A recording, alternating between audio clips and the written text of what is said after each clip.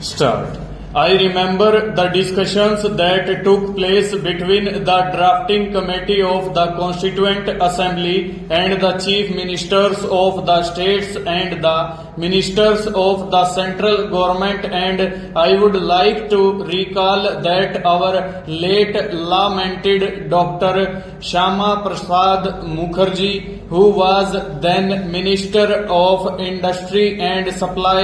expressed himself in those discussions that control of Parliament should extend not merely to trade and commerce and the products of the industries which were within the legislative competence of Parliament, but should extend also to other commodities, the control of which was declared by Parliament by law to be expedient in the public interest. That is, he felt that Parliament should have the power to extend the range of control over commodities other than those covered by item 52 of list 1 schedule 7 There was a considerable amount of discussion on this point at that particular meeting with the chief ministers of states, and it was then decided that an item similar to item 33 in list 3 of schedule 7 should be provided and might prove adequate.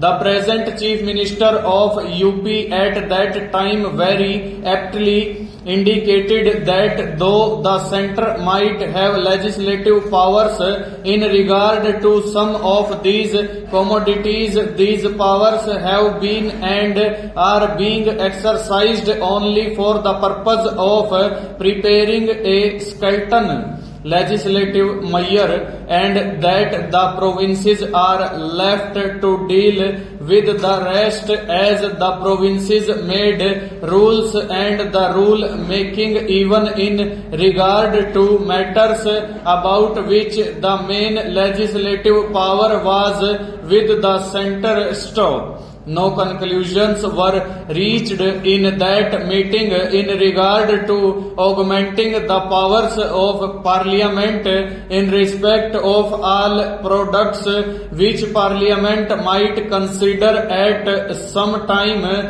or other to be of national importance.